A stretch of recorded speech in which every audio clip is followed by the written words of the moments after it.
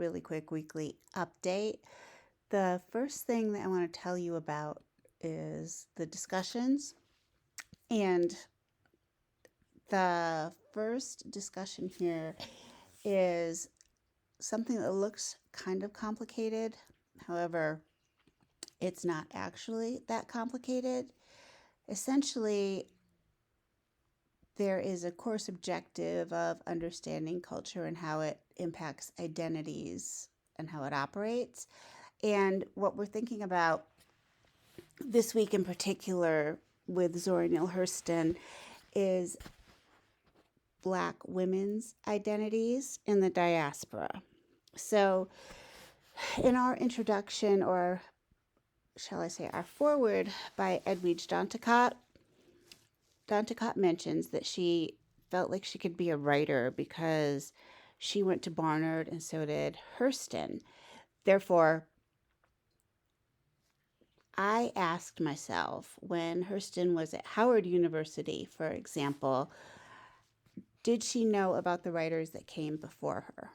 So this discussion just has threads, and you can choose one of the authors, just one of the threads, and talk to your classmates about it.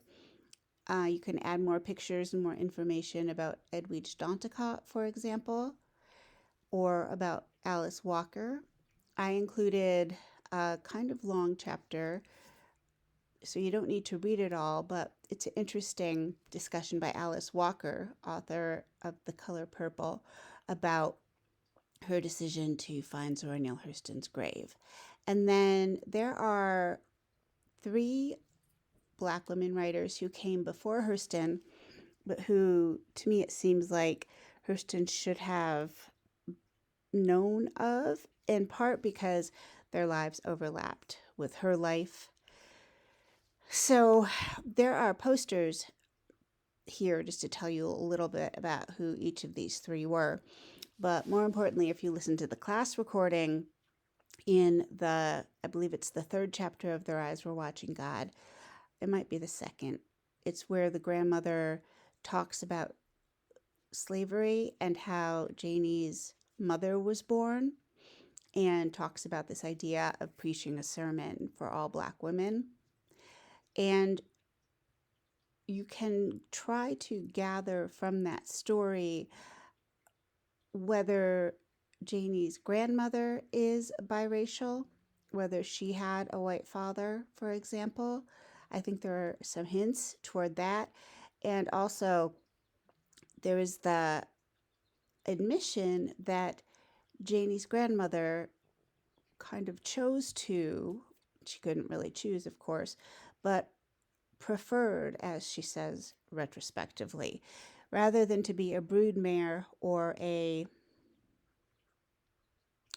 workhorse, perhaps, I can't remember the negative term she uses, but she was the mistress of her master, who was a gray-haired man.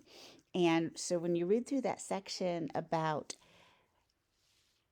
the reasons that Janie's grandmother is so invested in marrying off her 15-year-old granddaughter, you can connect that to some of the novels by Hopkins and definitely by Harper, in which women who believe they are white find out that they are, in fact, the illegitimate children of a white slave owner and a Black woman.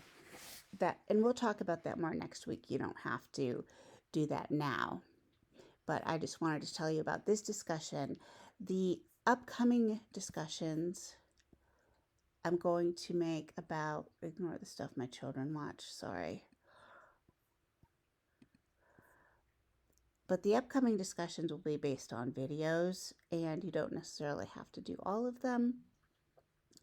But I made several short videos about themes and visual aids that go along with topics relative to Their Eyes Were Watching God. Sorry about the double noise.